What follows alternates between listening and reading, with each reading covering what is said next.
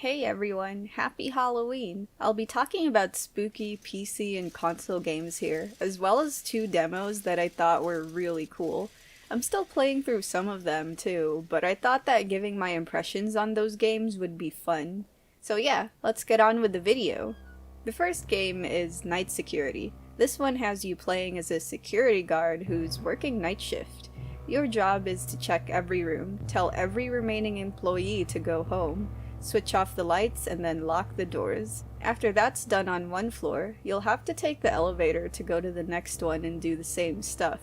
Everything seems normal at first, but then you start seeing strange things, and even employees start to get a bit weird. The game does a good job of building up its creepy atmosphere, so it's quite thrilling to play through. Aside from the horror, I like how you get to see a bit of the toxic work culture that's especially prevalent in Japan, like with the boss demanding an employee to work overtime to finish their task before morning. I think that's far scarier than a lot of supernatural events around the office building. But yeah, overall, the game is really short. I think it took me an hour to finish it during my stream at the time, but I'd say it's worth playing through if you want a short but spooky game. The second game's The Caregiver. I'm using my Twitch VOD for this one. I actually had a VOD for Night Security too, but I completely forgot to download it, so I just ended up recording new footage for that. So in this game, you play as a caregiver who's tasked to take care of an old man who lives near a nursing home. Each day, you have to go to the same guy's house to do chores and take care of him. I'd say that most of the creepiness of the game comes from the fact that the man lives alone in a really messy old house. Like, the whole place felt like a maze because of all the sliding doors and narrow hallways. It led to some frustrating moments, especially when I couldn't figure out what I was supposed to do. The objective was kind of vague at times, so I'd end up circling around the house without making any progress. It's a short game that can be finished in under 2 hours, so it wasn't too bad. This is another Chillazart game, by the way, but I'd say it's one of their weakest games for me. It didn't draw me in as much as their newer titles, and it had this really frustrating puzzle in the end that made me want to finish the game as fast as possible. But if you don't mind all those frustrating parts, then you might enjoy this game. It can get really spooky. Next is Fear and Hunger 2, Termina. I made a video about the first game a couple of months ago, and I absolutely loved that one. I ended up playing Termina to get more of the series, but I haven't finished the game, so I'll just be giving my early thoughts on it. So Fear and Hunger 2 Termina has you playing as one of 8 different characters. They all have backstories and skills of their own, but they play through the same storyline. They're all forced to participate in a 3-day battle royale. So you have to explore a mysterious town and figure out how to survive in 3 days. It's a difficult game that mixes survival horror with JRPG elements and turn-based combat, so you'll be scavenging for resources and dying a lot. The creatures in this game are downright disturbing, and some of them have unique attacks that can literally end your playthrough. The whole town is incredibly eerie, and you never really know what to expect in new areas that you explore. What makes it even more tense and difficult is that you can't save anytime. You have to find a bed to sleep in, which can get really dangerous. And even if you choose to sleep, time will progress through Termina, which means that things will change in the game's world. Depending on what you've done so far, the fate of other characters might change, and certain areas may become more dangerous. That's all I'm going to say about the game for now, because I really want to make a full video of it. I don't know when I'll release it though, since I've been doing terribly in my playthroughs, even though my playtime's been around 12 hours already.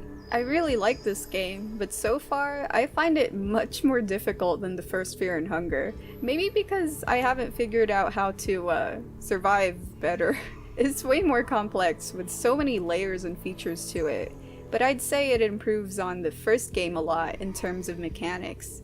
From what I've played so far, I highly recommend Termina if you don't mind difficult horror games. It's easy to jump into as well, even if you don't play the first Fear and Hunger, since the story and characters are all completely different. Though I still recommend the first game because I thought it was amazing. The fourth game is Amnesia The Bunker. I played the first Amnesia way back when it was a really popular horror game for Let's Players, and I thought it was a really cool title at the time. I ended up playing other stuff from frictional games after that, like Penumbra: The Black Plague, which I thought was also really cool. But anyway, Amnesia the Bunker has you playing as a French soldier in the middle of World War I. After being knocked unconscious, he finds himself in an abandoned bunker with no memories about what happened to him prior to waking up there. His goal is to find a way out of the place while avoiding a horrifying monster that's constantly hunting him down. The whole game's a survival horror experience where you have to solve puzzles, find tools, and craft items, all while keeping the lights on. Yeah, lights are really important in this game. It has unique mechanics for it too. Like, you can use a generator to light up parts of the bunker, but you need to manage fuel for it, while the wind-up flashlight that you have needs to be pulled in order to stay lit for a couple of seconds. The monster is much more aggressive when the bunker's completely dark too. Not to mention that it's much harder to find items this way, so the whole light mechanic is a balancing act. I was terrible at keeping quiet, so I was always triggering the monster and making things even more intense. But yeah, the gameplay loop of going out of your safe room to explore the bunker, then going back to save the game by lighting a lantern, really made the whole thing click for me. It got stressful at times, but I had a lot of fun trying to sneak around and get things done before the monster could get me. Overall, Amnesia the Bunker was amazing. It took me over 8 hours to beat the whole thing, and I enjoyed most of it. I say most because I did not like the ending, but it wasn't enough to completely sour my whole experience. I still thought that the game was great, and it's literally my favorite Amnesia game so far. I highly recommend it if you like challenging survival horror games. Next is Darkwood. This game has you playing as a man who's trying to find a way out of a mysterious forest that's surrounding the map. It's actually not my first time playing this game. I played it a couple of years ago, and it freaked me out so much that I just dropped the whole thing. My courage, leveled up now, so I decided to try again. I'd say that Darkwood's world, ambience, and sound design are unmatched for a top-down survival horror game. This game is the definition of eerie. I felt unsafe almost all the time. Exploring its world and looking for materials during the day felt scary, but I'd say that being cooped up in my character's hideout at night, just waiting for the sun to come up, was even more intense. I only played 2 hours of this game though, so I still have a lot to go through. Though I'm not sure if it's a game that I want to cover for a full video. It's just so much better to go into the game blind and experience everything yourself. So yeah, I highly recommend Darkwood. It's such a unique and incredible experience so far. The final game's Yuppie Psycho.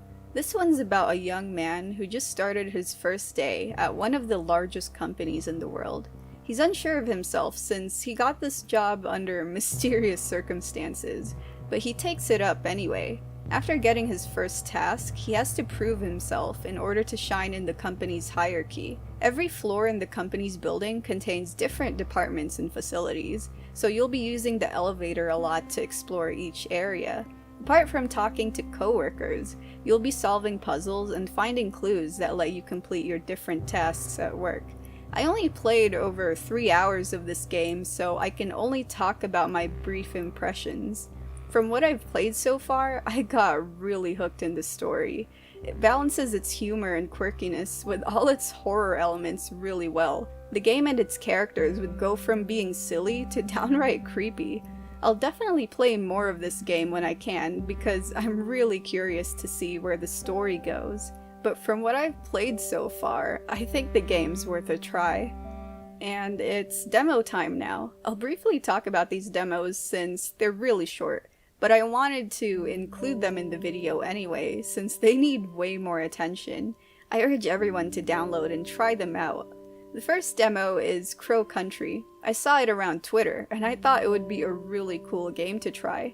Crow Country's about a woman who ventures into an abandoned theme park to look for the owner. What drew me into this game was its graphics. It plays like the old school Resident Evil games. but it has the aesthetic of the original Final Fantasy VII. It was done on purpose, and I thought it was an amazing combo. Each area is separated by little sections, which range to small rooms or hallways, but the camera angle isn't fixed, so you can rotate it anytime to look at things and shoot enemies. But yeah, this game made me so curious about the theme park and its mysteries that I was disappointed when the demo ended. I don't want to give too much away about it, so please try it, everyone. I really think that Crow Country has a lot of potential, and I can't wait to play the final game. Now the last demo. This one's about Hollow Cocoon. You play as a college student who's returning to his grandma's home after finding out that she's in critical condition. But things aren't what they seem once he stays the night. The thing about this demo is that it's short and not much really happens, but its atmosphere really absorbed me. It has incredibly detailed environments that set the tone for the game. Like the countryside setting was absolutely gorgeous, and the grandma's house had this peaceful yet strange aura to it, which made it really feel like there was something else going on. Again, not much really happens since the game serves as a teaser.